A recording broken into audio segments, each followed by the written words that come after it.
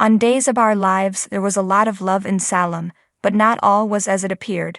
It's very obvious that we won't get the couples the program has been setting up for us this week. What then is in store for us? The good of being bad indeed, Sloan. You did not disappoint me. There are only rivalries between Nicole and you. There are no foes. However, despite the fact that this puts an end to Sloan and Eric's romance, I like this.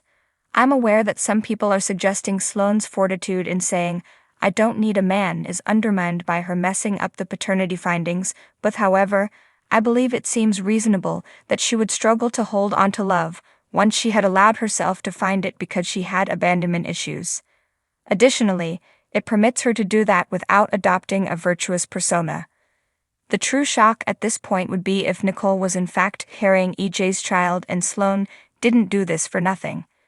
So that the two of them can work together to keep their partners in the dark, I really want EJ to know about this next.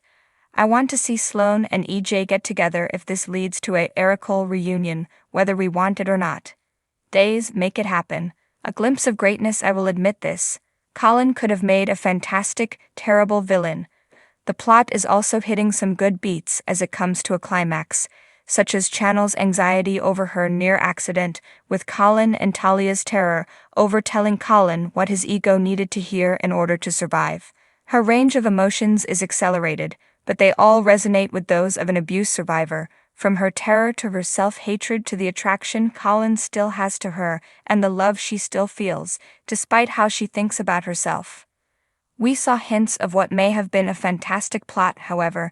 They never came together as a whole because it was hurriedly written with unfamiliar characters in punishment for a crime we have little interest in. This could have worked if they had taken their time telling the story, had Colin be the revenge-seeking reincarnation of someone who was killed on the show in the past, and had him manipulate and seduce a character already on the screen so that we could see him go from charmer to abuser. And it might have made for such a compelling historical tale. Days of Our Lives' ability to move along quickly is one of its virtues, but it can also be one of its drawbacks. Unusual Love Days of Our Lives is clearly setting up Leo and Dimitri to be together, as evidenced by all the well-placed scene cuts between the two of them, Dimitri's hesitation to pursue Gwen, and his remark that "I didn't seduce women for marriage." However, once Leo said, "I'm serious about getting married, Gwen," I began to believe that they might be pushing us closer to a throuple of some sort. Additionally, like any trio, I can tell that things would remain complicated because they wouldn't all be deeply in love with one another.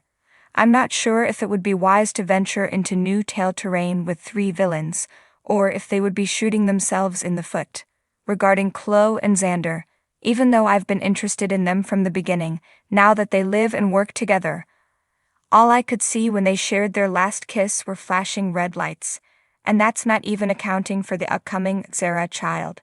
As he competes with Johnny, Tripp is beginning to exhibit a little more edge, which allowed Wendy to reprimand Tripp with more edge. However, this story still requires an addition to give it life, because at most, Tripp's arrogance is irritating and Johnny's "oh no, I messed up, but it was for a good reason" has lost its impact.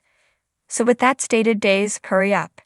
Gen Z is Wendy. She would be aware that if Johnny's phone died, he would be unable to reach her. I literally just remember my own and my home phone numbers from my youth, and I didn't even have cell phones then. Stray thoughts. Asterisk, that classic soap Abby was watching was amazing, and Days of Our Lives does humor brilliantly in the right atmosphere. Happiest moments of my life. There are no notes. I've said it before, and I truly mean it. When Whitley remarked that they would have their entire lives to cuddle up to one another, I felt suffocated and anxious. I think I would have yelled if I had been Abe. Asterisk, time in Salem is a construct, like sands through the hourglass. After a fantastic week of performances, Talia's eye really recovered, whereas Abe hadn't even been with Whitley for 24 hours. Asterisk, we adore Kate when she is out for blood. Roman's view of morality is absolute. Mine is situational. You are a Demira, Dimitri. We avoid jet lag. What does money do for you exactly? Thanks for watching this video. Please subscribe to our channel, Daily Bulletin News, and stay with us.